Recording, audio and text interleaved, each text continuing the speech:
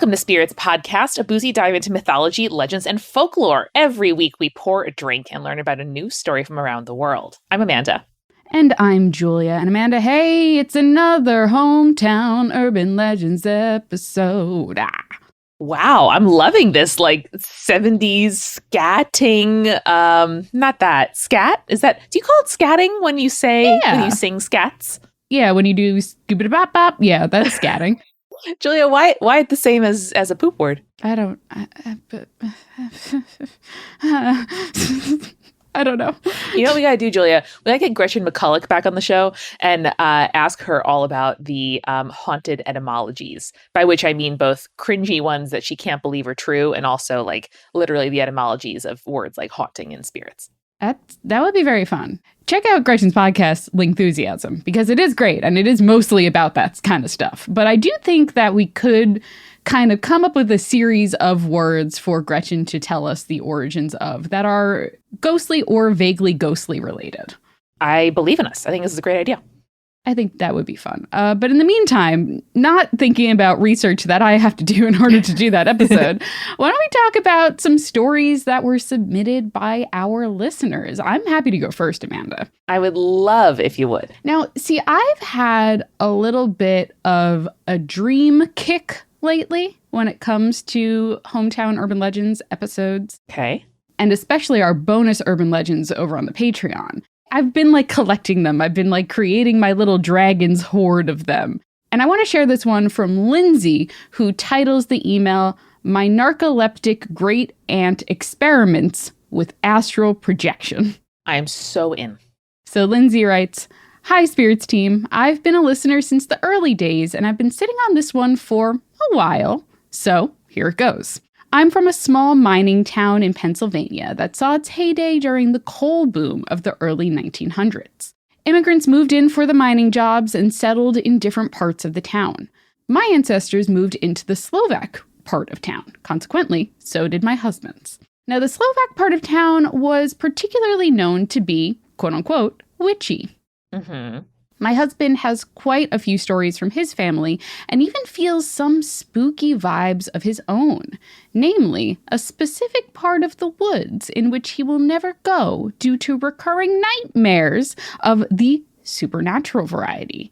But he's been meaning to send in that story. Lindsay, I love that you and your husband are both listening to the show. However, you are our favorite because you have written in this urban legend first. So you win. You win the race for our love. Yeah, exactly. Love is a race and someone can win and you are winning. There you go. You know, it's a competition. It's a continuous competition for our love. Mm-hmm. So don't think that you just like nailed it and you're ready to go. Our love continues to grow.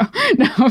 You're right. You're right. Julia, like you and I are both watching Love Island and like a toxic relationship where everybody is just these 24-year-olds are just saying to each other, I like it when a man feels insecure and wants to chase me.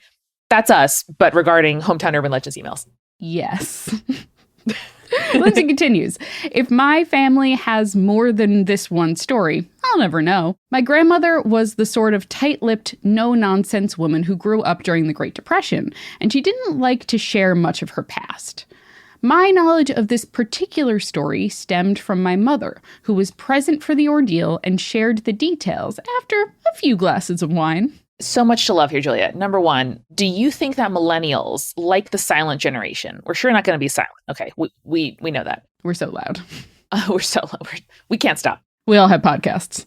Are we going to be the kind of generation like the silent generation where if you asked them about the past, they were just like, it was worse. Why do you want to know? Will that be us? Where it was like, it used to be good and you could dream that things would be okay. Not no more. Move on. I really think, unfortunately, we might end up like the boomers where we were like, oh man, the past was, when we were kids, the past was so good. It was. And now it's terrible. No one cared about plastics. As a child, they were like assigning you microplastics to eat. Like that's how it worked. Yeah. That's what all of the McDonald's like plastic cups they would give away were. Yeah. And every time I used it, a little bit more paint would just fleck off in my mouth and I go, this is normal. And you're like, man, I hope that's not made of lead, but who could possibly say? And then second, Julia, I am here for getting your parents tipsy and making them tell you about the past, okay? Yes. I've been hanging out with my grandma a lot recently. Just start that voice memo, put it on the side table and go, Gran, tell me about World War II. She goes, let me tell you. And it's just, in my grand's case, she has caffeinated tea. She is good to go. So whether it's a couple glasses of wine, you share your weed gummies with your folks, you just get them all kind of sun drunk on nostalgia, record it. That's all we want. It's a good idea. Yeah. That's what our voice memos and our voicemail are for. So, and just yourself, just like for life. It's lovely. So here comes the story. One day in the late 70s, my grandmother and some of her sisters were gathered in the kitchen of my mother's house, which was something they often did. They'd drink coffee and chat while the kids played together.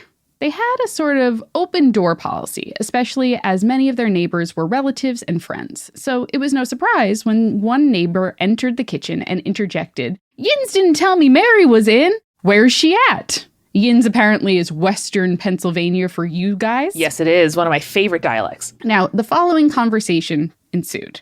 My grandmother: "What do you mean? Mary's at home." Neighbor: "No, she's not. I saw her in my kitchen. I started talking to her, and then I turned around, and she was gone." Oh, boy. Grandma, visibly confused: "She's not here. She wasn't supposed to be here this weekend." For some context, Mary is my great-aunt, one of my grandmother's sisters. Mary has narcolepsy and lives one state over in Ohio. Because of her diagnosis, she does not drive, probably for the best. So unless she is accompanied by family, she wouldn't be just showing up unannounced to a family get-together. Got it. Now, this encounter had the room baffled, so to put this nonsense of Mary suddenly visiting and not telling anyone to rest, my grandmother decided to call her. When she picked up, she confirmed that yes, she was still at home in Ohio, and then inquired as to why my grandmother was asking. I'm like, how did that call go? Just like, "Hey, Mary, just checking. You're picking up the phone. You're in Ohio, right? We don't have call forwarding." And you have been in Ohio, right? Yeah. Like this morning, maybe 2 hours ago. Now, my grandmother explained that the neighbor swore she just saw her in her kitchen and was checking to be sure. Through the telephone, everyone in the room could hear Mary exclaim, "It worked!" Even more confused, my grandmother asked what she was talking about. Hey, Mary, what? Apparently, Mary had been trying to experiment with astral projection. She had been reading about people with narcolepsy and their connections to the supernatural, and she thought she'd dip a toe into the realm of the spiritual. Julia, not me assuming Mary died. And that's how she was astral projecting. I'm so glad Mary was alive. Mary's fine. Mary's good. Great. So she had felt an episode coming on, and knowing her family was all gathered together as they usually were on Sunday afternoons, she thought she would try to be present spiritually, even if she couldn't be there physically. Amazing. I'm speechless. This is so good. The next line will leave you even more speechless, which is, this is where Mary's plan went awry. She had overshot her mark and landed in the kitchen of the neighbor next door instead of the kitchen where her family was gathered. When my grandmother hung up the phone and explained this to the room, she was met with silence. Listen, from Ohio to Western PA, landing one house over is incredible. Pretty good, pretty good. Though I never knew my grandmother to swear, I can imagine an audible, "What the hell just happened?" rippled through the room. Uh-huh. I never heard if Mary had any more success with astral projection. Still, this has to be one of my most what the fuck stories, and apart from the odd, "What's the dog barking at?" the only exposure to the supernatural I have. Please see the attached picture of our aforementioned dog for dog tax purposes. Thank you. His name is Fenrir. He is an 80-pound Bernedoodle and a certified snuggly weighted blanket. Aww. Now, Amanda, I am going to share an image because of this very cute dog. So much. This is what I'm here for. Yeah. Oh my God. What a sweetie pie. It's a good dog. A very good dog. Man, I am so glad that Mary was like feeling it coming on, thinking about what can I do with this? I've read about others. Let me give it a go. And then imagine that she, whatever she experienced during that time when she was trying to astral project, she sat down in her chair, reading a book, magazine, whatever. And then the phone rings. She goes, huh? And then someone says, hey, just want to check. Are you home? She goes, yes. And then just the audible, it worked. I love that for her. It's like I was there. I love that for her too. It's quite incredible. I really hope that Mary was like astral projecting into places all the time after that. Oh, yeah. It's like, oh, new movie? I'm not going to pay for it. Hell no. I'm just going to sit there while I have my narcoleptic episode. Well, Julia, I have a couple of voicemails because we are very lucky and our listeners come the heck through. So why don't we start with a nice chunky one from Victoria? Please. Hi, Spirit Friends. This is Victoria from Durham, North Carolina, and I want to tell you guys about my family's clairvoyant house dreams. They're always oddly specific and vague at the same time, like not seeing pictures of houses or how they are, but they usually have a weird element or elements that stick with you. My mom has told me that it's happened to her at least twice. Once, she was dreaming about, the string of lights over a bathroom mirror and how one light bulb was out. And then she went to see a house with my dad, and they walked into the master bathroom, turned the lights on, that exact light bulb was out. Now, Amanda, I think if that happened to me, and I often have like some sort of form of deja vu, which I am of the belief that means that I am in the right place at the right time, like where I'm meant to be, you know what I mean? If that happened while I was house hunting, which I've talked about on the show was like an 8-month affair for Jake and I, even if I didn't like the house, I think I would have been like, I think we have to put an offer down. I think we have to. Something about this house is calling to me. Yeah. And then I would check in with Jake and his like, ghostly ways. And I would be like, is this right? Is this supposed to be happening? Mm-hmm. You're meant to be in that house at that time, even if it doesn't end up being the house for you. Okay. Give me more. They ended up buying that house. They ended up buying that house. Another dream she had was a house that had a brick foyer. Years later, they moved into a house where the previous owners had put brick wallpaper on the entryway of the house. Tacky, but okay.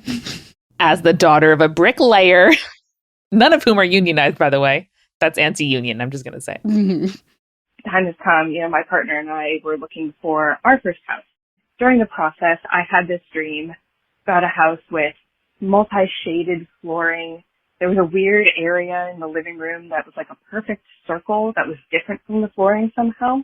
And it was built next to a river. Odd. Now, Julia, is this like that bar we learned about one time in England where it's like a haunted little well that goes all the way down? Oh, I've been seeing a lot of those on Instagram lately too, Amanda, Right? which is very spooky and I don't like that so much. But I think maybe it's just an older house and a lot of times like they'll do very ornate woodwork in like dining rooms or living room areas or the parlor if it's a very fancy old house. My husband's aunts were in town recently for a like memorial service and they rented an Airbnb in my town. And it was a very nice older house where they preserved all of the original woodwork on the floors. And they had something very similar where there was like a cool kind of circular pattern in the middle of the dining room.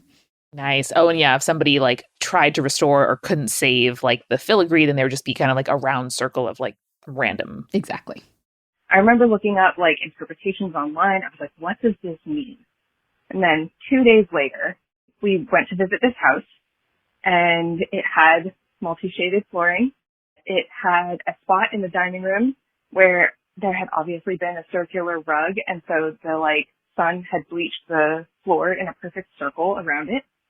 And the neighborhood that it's built in has access to trails along the river.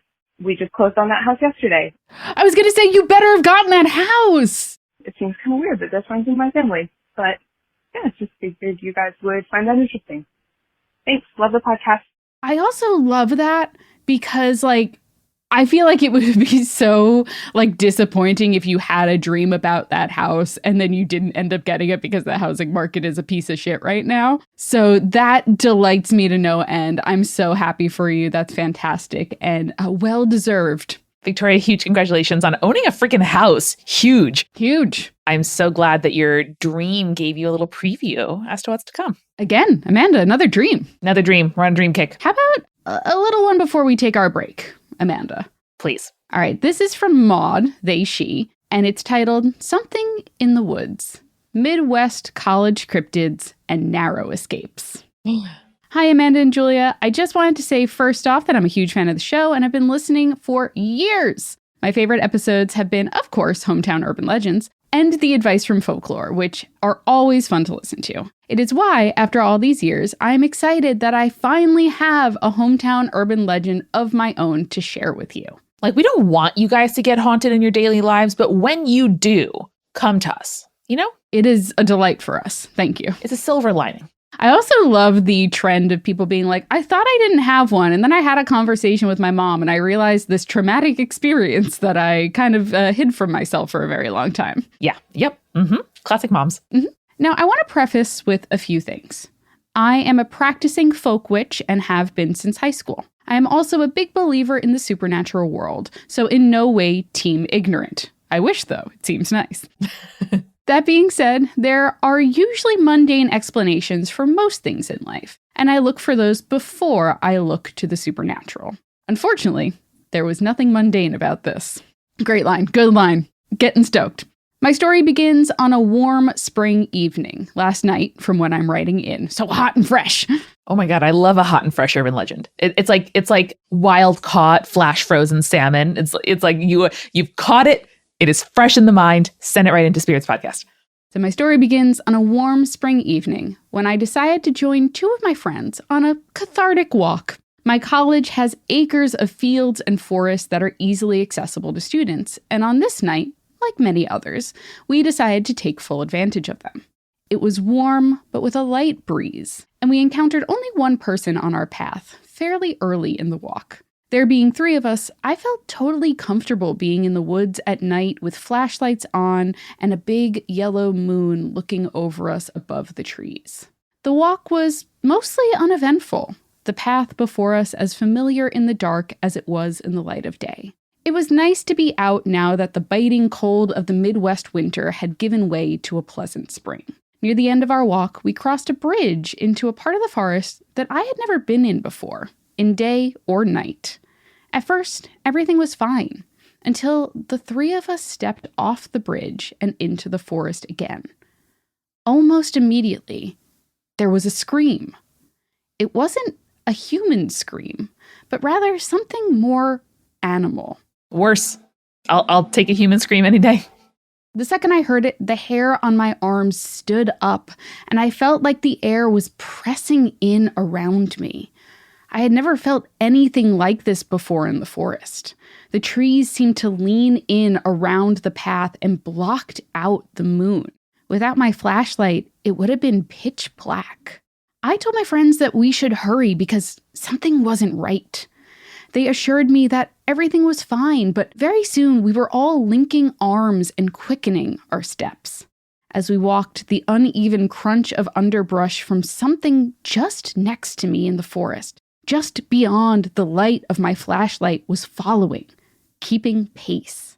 At first, I told myself it was a fox or a squirrel beside me, but I felt so uneasy that I knew it was something worse.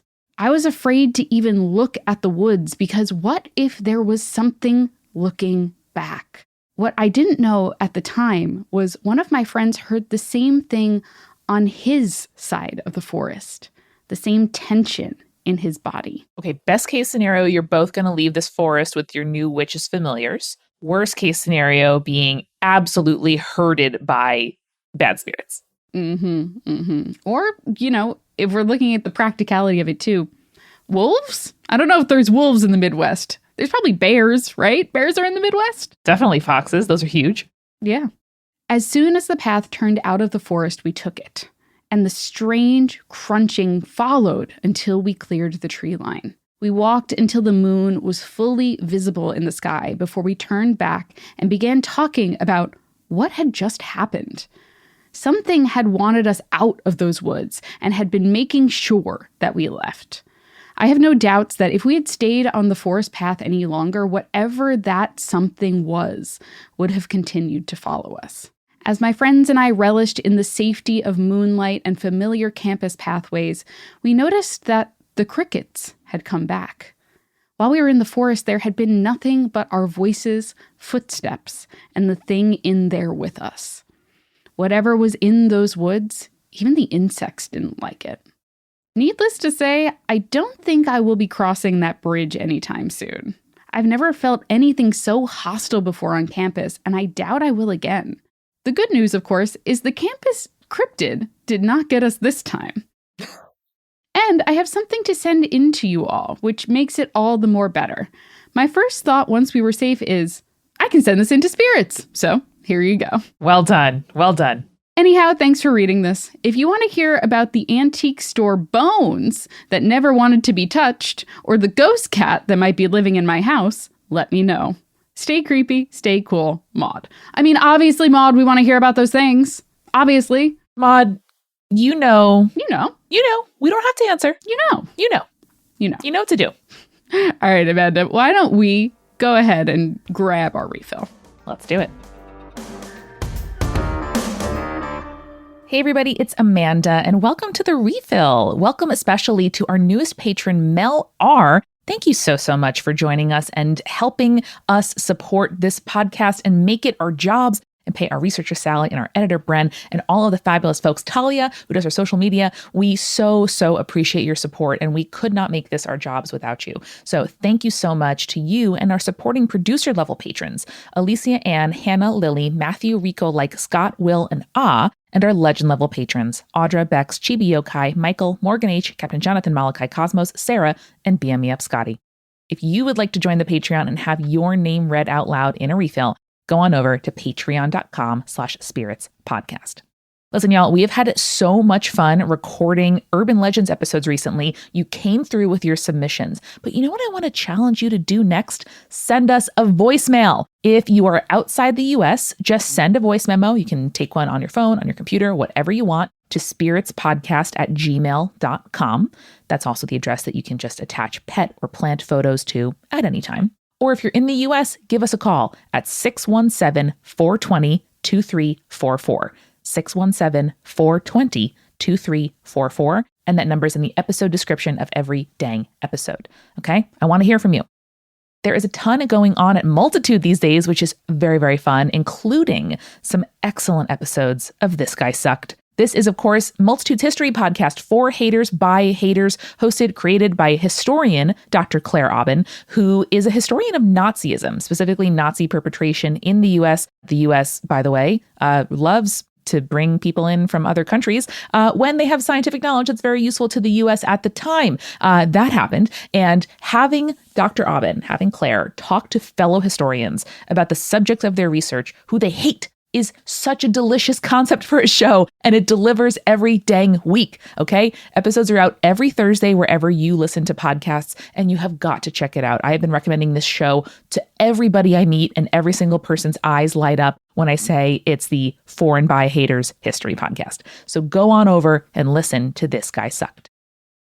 This episode is sponsored by Blue Land, which I have been using the heck out of recently. I've been in a real spring cleaning into summer deep clean mode, and I totally love their everyday cleaner. The all-purpose stuff smells amazing, and it does well on kitchen counters, on floors, on like my plant pots when I want to get them extra clean in between repottings. I love this stuff. And specifically, I've been using the laundry tablets as well, which are proven to lift the toughest stains from grass stains to food stains. Now, you guys know about Blue Land, right? They are independently tested products that perform alongside major brands, but are free from dyes, bleach, and harsh chemicals. So if, like me, you've got sensitive skin and you're thinking about that and you sneeze if you smell too much of a chemical scent, Blue Land, trust me, is the place to go. It's trusted in over 1 million homes right now, including mine. And they have a special offer for listeners. Right now, you can get 15% off your first order by going to blueland.com/spirits. You don't want to miss out on this. Blueland.com/spirits for 15% off. That's blueland.com/spirits to get 15% off. This is an ad by BetterHelp. Now, at work, stress is really hard to escape.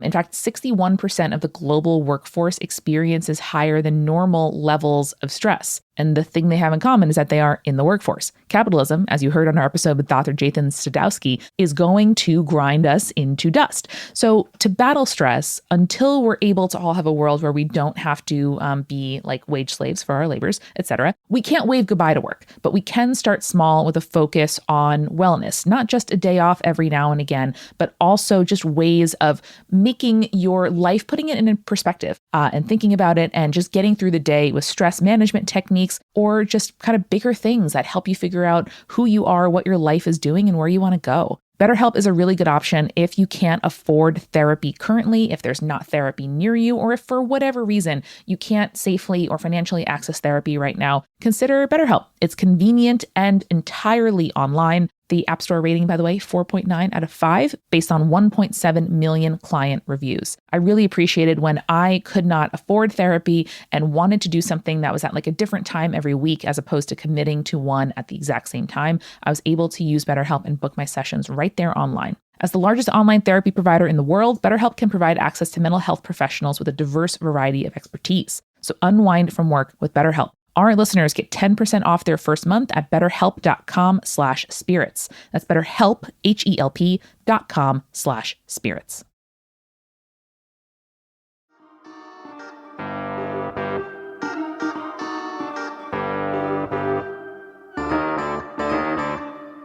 Amanda, we are back, and I got to ask you, what have you been enjoying lately, cocktail mocktail wise?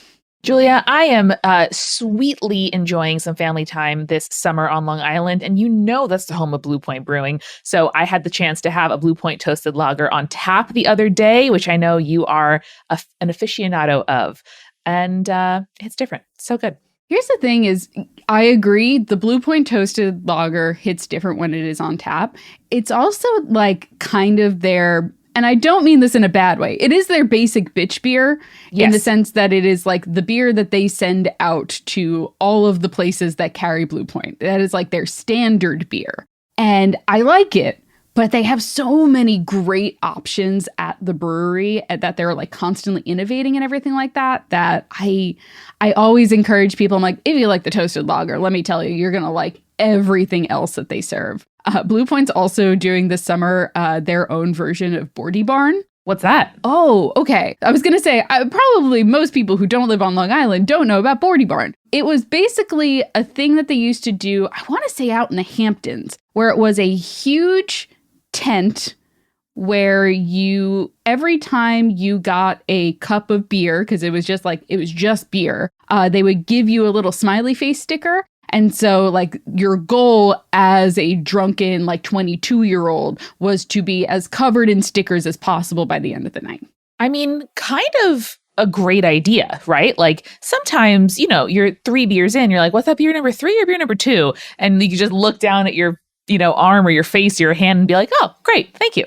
Mm-hmm. Yes. So that is something that it closed, I want to say several years ago, probably around COVID time, if I'm thinking about it. For the best. But now Blue Point is doing their own version of Bordy Barn, and I think it's kind of fun and really cool. But what happened, Julia, is my favorite bar was out of Miller High Life. And I walked in, they said, Amanda, I have terrible news. and so I think the kegs kicked prematurely during the Knicks game. Oh, how could they? We instead did a Blue Point and whiskey, which I have to say, perfectly valid beer shot combo. Yeah, definitely. Especially like highlights the toastiness of the whiskey. Very nice. Julia, what have you been enjoying drinking recently? Amanda, not that I've been taking a pause. Here's the real answer. Last episode we did Hometown Urban Legends, I was talking about milk punches, right?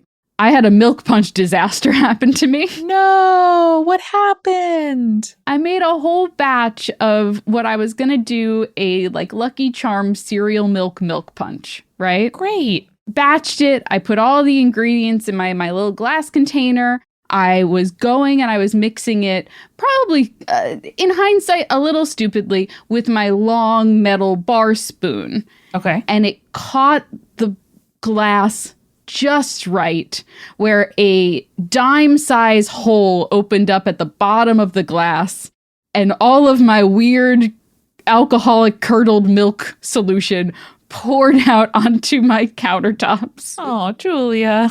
And I just kind of stared at it because I was like, well, there's nothing I can do. This is happening to me now. This is now my day. Mm-hmm. So I did clean that up, and I haven't had the opportunity to get a new container to make my milk punches in.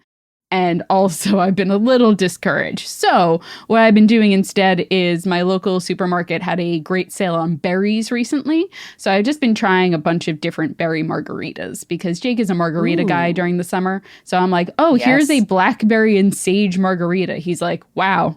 Okay, great. Love you. Let's get married again. Every day I ask that man, you want to get married? And he says, yes, because I said, don't tell me we've done it already. I don't care. No. Yeah. Too cute. Too I'm cute. sorry. Shut up. Here's a ghost story. Sorry. Shut up. Here's a ghost story. Julia, this is from Anna, titled Requested Stories and More, she, her, because Anna wrote in about waking her house. Do you remember this? Yes, I do remember this. So cute. And she told us a lot about, it was called A Wholesome Hello was the message. And just how, like making house rules, being kind to the house, waking it up, the specific house with like changing energies. The first paragraph, however, of Anna's email originally was, do I tell you the stories of my mom being stalked and harassed by strange shadow creatures? And on and on. To which we said, yes, please. So here are those stories. Excellent. So Anna writes, I was so excited when you read my first email that I made all my friends and family listen to the episode. Hell yeah. These are the stories that I teased in that first email. And by the way, I received permission from my mother to share these stories and quotes on Spirits Podcast. Mom was a teen in the late 90s. Hold on. Yeah. I need a second to process that. Your mom was a teen in the late 90s. That means your mom is maybe 10 years older than us. And I'm having some feelings about that. Yep. You're old enough to be writing in. That's good. That's fine. That's just going to keep happening. No, it's fine. It's good. It's good. So my mom was a teen in the late 90s. One night, she was the last one awake at home. She sat in the living room watching In Cold Blood, a movie based on a true story. Uh-huh. The movie was released in 1967 and takes place in the 50s and is in black and white for context. I mean, that's cool of your mom. Watching 60s movies in the 90s, pretty cool. I was reminiscing recently with my youngest brother's fiance because he was on ADHD meds for a while in probably the early 2000s. They didn't quite get the science right. Mm-hmm. And so he would be like nauseous all day, but then voraciously hungry at 9 p.m. and just like locked in and ready to go. So him and my dad would have like Turner Classic Movies, like TCM nights, and just watch like, all of the old Westerns and like Kung Fu movies and like anything that was running on TCM. So to this day, weirdly, Austin has an encyclopedic knowledge of basically any movie in black and white or pre-70s. That's actually really cool. I kind of dig really that. Sweet. That's awesome. What a good byproduct of not being able to get the meds correct. So my mother reportedly doesn't remember the movie, but she does remember the story. She sat in the living room with just one lamp on, sitting on the sofa, everyone's sleeping, the house is dark, and as she's watching the movie, she looks into the kitchen where it's completely dark. Until gray matter materialized. Oh, okay. My first thought whenever someone says gray matter is, I'm like, brains. Okay, brains. So think gray blob mass, but she could see through it. Oh, Julia? Above the floating gray semi-transparent mass were circles, belly holes. Oh, no. Mom closed her eyes and rubbed them, thinking, okay, I'm watching a black and white movie. It's dark. There's one lamp on. Maybe my eyes are playing tricks on me. But when she opened her eyes, it was still there. It opened its mouth. No! And Mother shut her eyes and chanted, go away, go away. Yep, great. Love that. She remained on the couch, turned the light on brighter, and her mom, my Nana, had her bedroom on the other side of that living room. So my mother fearfully woke Nana and told her what happened. Nana just said, go to bed. Uh-huh. Mom turned off the movie, went to bed, has never finished the movie, and will never watch it again. Fair enough. My question also is, because my immediate thought was like, just closing your eyes and chanting, go away, go away. Like, if that thing doesn't want to go away, bad. It won't, yeah. But then my other instinct was like, what are you going to do? Fight the gray blob? Like, what? What's going to happen there? Did it, like, what are you gonna do? Is the implication that she closed her eyes and then it did go away? I guess so, right? I mean, it must have, like, because she, I guess, between, like, closing her eyes, shouting go away, and then turning the light on brighter, I think that also may have helped. But, okay. I mean, we have not had a lot of, like, gray masses with disembodied eyeballs. And then when the mouth came in, Julia, I said, I'm reading this story. Where was the mouth? What was the size of the mouth? Like, I'm trying to picture, like, proportions, and I'm picturing, like, a gray cloud with, like, almost snail eyes where it's like attached to an antenna almost. Yeah. You know? I was picturing a Cookie Monster situation, but the eyes were like on top of the head. Oh, floating. like a frog. Got yes. it. Mm-hmm. Okay. Interesting. I don't like that. Because that means it's biologically a predator.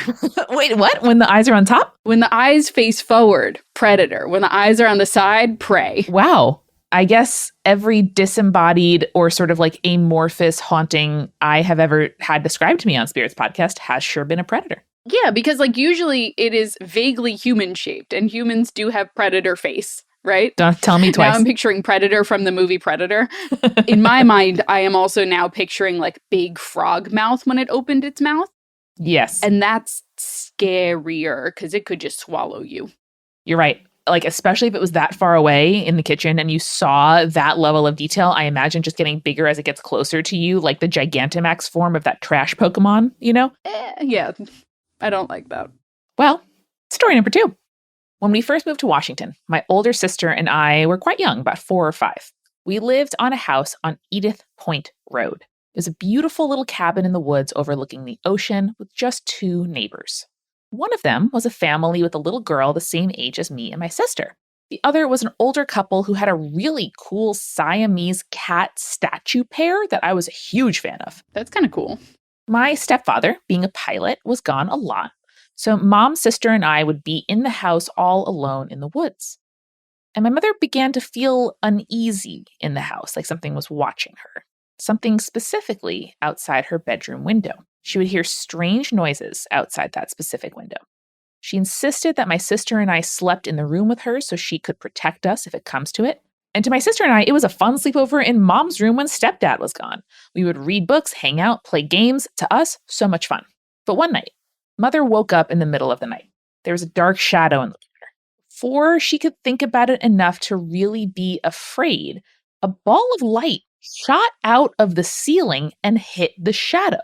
The room got brighter, and she was now able to see the glow from the nightlight. The air and vibe just lifted. So my mother told my grandmammy, stepdad's mom, about this experience. Grandmammy thought it was maybe some kind of spirit or entity, but her husband, granddaddy, thought Mom was crazy. Wow, a man's calling a woman crazy for having an experience he couldn't possibly understand. Story at 5. The bad energy in the house after this night got worse. Uh-oh. It was like an oppressive looming cloud that Mother felt was staring at her. I'm sorry, Mother is inherently the creepiest thing you can call your mom. I know. I keep trying to correct it to Mom in reading it because that's what I call my mom, but I'm trying to be faithful to the text here. But yeah, it's scary. It's up there with Mama. See, Mama I think is really cute. Mother is giving Mommy dearest. You know? Yeah. Stepdad tried to reassure her by putting his used shooting range target paper up in the windows. It's very Washington. That would also work for, I guess, human deterrent, but not a fucking ghost or spirit or malevolent energy, my guy. No, they would say, a gun, cute, and then come in and haunt the fuck out of your house. Cute, I'm already dead, bitch. Then my older neighbors told my mother the story of the original owners of our house back in the 40s. Oh, there it is. 2 houses. This is why you talk to your neighbors immediately. We got all the hot goss on our former owners when we moved into the house, like within a week. Now, did you do any kind of reconnaissance before buying the house? Or you were like, this is the house for us. We'll deal with whatever comes and then get to know the neighbors? Well, that's the thing is like, you don't really get to know the neighbors until you move in. But like we did yard work in the front yard the first day that we owned the house. And I think that like invited people over to be like, oh, hey, I see that you're doing yard work here. You seem like a nice young couple. New people. Let me tell you about the fucked up things the family who used to live here did. Yikes. So the story of our house is that 2 houses were built side by side by best friends. Already gonna go bad. I can see where this is heading. It's never happening. Never good. In one house was a man and his wife. In the other, his best friend and his wife. Over time, they came to hate each other.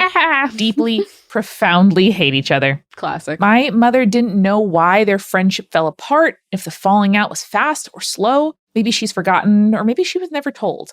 But she does remember the name of one of the couples, the Hellmans. Ooh. Oh no, it's got hell in the name.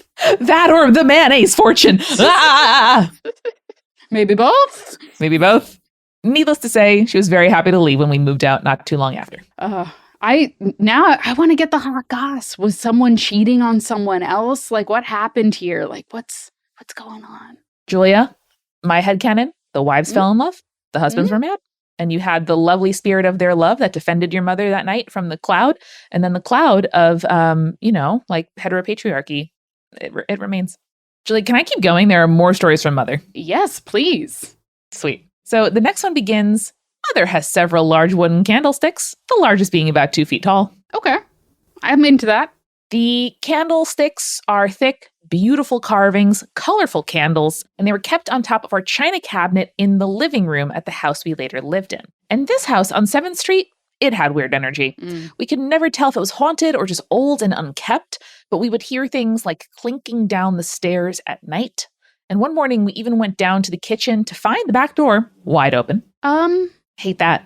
Hey, I'm going to assume maybe your family is done moving for the foreseeable future, hopefully have settled down, etc., etc. If they decide to move again, or if, it comes across that they need to move again, I need you to find a friend who is a little paranormal sensitive, a little bit, of the vision of the site, or just better at vibes in general, because they need to come with your mom, with Mother, to make sure the next place she moves into is not fucking haunted or has bad energy. Because now this is just a recurring pattern, and I'm concerned. We need to break the cycle.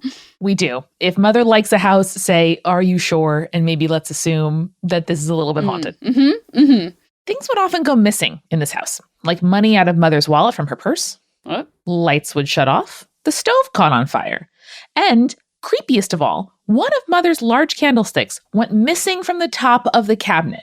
It was fully gone for a long time before reappearing with the dust still on it as if it was never gone to begin with. I don't love that. What are they doing with that? What are they with that doing? 2 foot long thick candlestick? Or is it just that like little pockets of interdimensional travel are happening, Right. and then they reopen and then the candlestick is back where it was? I don't know. The thing that really made us believe the house was haunted, and not just old, was one day when my mom was pregnant with my brother, feeling sick, watching TV. The volume on the TV began to turn way, way up. She turned it back down, and it went back up again. Was the player glitching or something? So she got up from the sofa and walked to the volume bar. The bar had a small plastic knob you could turn.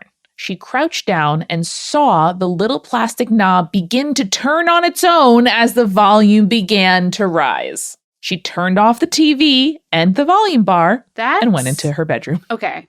We often talk about how ghosts and electricity are a match made in heaven. Ghosts were so stoked when electricity was a thing that was invented, right? Because now they could manipulate electricity in a way that they couldn't before and interact with the world. Maybe why we also have so many old-timey ghosts in the sort of like late Victorian period, early modernity, where electricity is kind of like, I don't know, let's see, it's lightning. Exactly.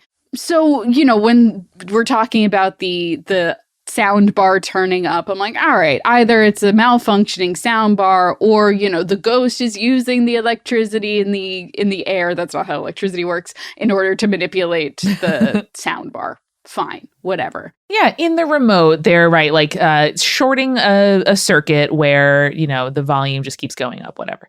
The physical turning of the knob is fucked. For lack of a better phrase, that's fucked. That's poltergeist activity, I don't like that. I'm not into that. I don't like it. It's bad. I don't like it. I don't like it. Amanda, I don't like it. Julia, there is a lot more in this email from Anna. I'm going to save the rest for our bonus Hometown Urban Legends episode over on the Patreon, patreon.com/spiritspodcast. You're going to enjoy it at the end of this month, y'all. But I do want to end on just one of the anecdotes in this treasure trove of an email called Not a Creepy Kid. What? Anna says, I asked my mom if she would have described me as, quote, a creepy kid, and she said no, which surprised me because I'm a creepy adult. That's very nice. Yeah. Now, I know a few teachers and friends' parents who probably would have given a resounding yes if I asked them the same question. But my mom has always been special and just let kids be themselves without question or judgment. I was obsessed with death when I was young. My sister was mute for a while. Just kid stuff. We all turned out okay. Mm-hmm. So mom said, quote, each kid is different. Some kids are a little weird. Some are a tomboy. Some are gay. You can pick up on personality. No kid scares me. Some kids are obsessed with death. Some kids are gay. Some kids are gay and obsessed with death. And we love that for them. That is our peak audience. And Julia, that brings me to a real life story that I want to close this episode on. Okay. My mom was just by my house hanging out with me. And she said, oh, what are you doing later today? I said, recording Julia. She said, oh, I'll give Julia my best. And she goes, did I ever tell you what happened after Julia bit your brother? And I said, what? A story I'm not sure we've told on the podcast before for context. Julia and I met in preschool. We became best friends in middle school when we were both in the theater club. And in the meantime, we went to the same schools, around, but not BFF like we are. In part because when Julia came to my house one time. The first time ever. The first play date, yeah. Bit my next younger sibling when we were playing with blocks. And my mom said, nope, gonna just not have play dates with Julia from now on, just for a bit. Fair enough. I was a feral young child. You were a feral young child, Julia. And so my mom said, oh, yes, well, after the biting incident, I put you guys outside in the yard and I, kept Cece in the house. She's like, yeah, Amanda, you were not an outdoor kid, obviously. And I was like, obviously. And she was like, yeah. So I was surprised when you guys played out there and were there for a long time. And then you came back in and said, oh, Mom, do you have an old shoebox or something? And my mom brought one to me and was like, there you go. Enjoy. Uh-oh. And so later, I don't know how this story ends. Your mom called my mom and said, okay, I'll be over in, 15, 20 minutes to pick up Julia. My mom says, great. So she calls us back in. She's getting us ready to, to go, putting our shoes on, getting us cleaned up, whatever. And then she's like, oh, what'd you guys end up doing with the box? And apparently you were just staring at the box. So picture yourself, you flip open the lid of the shoebox, you're staring into the box. My mom can't see what's in the box. Do you know what was in the box, Julia? It's going to be a dead animal. Wasn't it a dead animal? I looked at my mom and said, oh, all of Julia's dead bugs are in there. And you had caught, killed, and then collected a moth, a centipede, a bumblebee, various roly-polies. How my mom knows that you killed the bugs? I don't know if you killed the bugs or just picked up the dead ones. I don't think you did, because there were also grass clippings in there. And my mom was like, oh, well, at least they have a bed. And I think we were just collecting bugs, and some of the bugs, curled up and some of them might have died. Because otherwise this does make me sound like a serial killer, and I promise I'm not. No. I promise I'm not. You are simply weird, gay, and love death. And Julia, that's what I love about you. Listen. Hey, sometimes you're a bit of a tomboy. You're very into bugs because Lion King had a big impression on you as a child. And, you want to share those hobbies and you don't realize those hobbies are maybe not for everyone else. And then the kicker of the story is when your mom came to my mom to pick, us up. My mom's like, bit of a biting incident. And mom's like, oh, I'm so sorry, et cetera. I talked to her. And then my mom's like, one more thing. There's a box of bugs. And your mom goes, she does that all the time, and then took you away. Yep. All right, cool. Yep, Julia, that makes sense. Couldn't love you more exactly as you are. Fair enough, Amanda. I appreciate it. It's a real sight line into my past that I didn't remember too well, but makes a lot of sense, and I'm okay with that. So next time your kid's best friend decides that they'll go collect roly-polies in the backyard, remember, stay creepy. Stay cool. There's nothing wrong with that child. There's nothing wrong with that. The kid might be gay. That's great. Come on over. Later, Saters.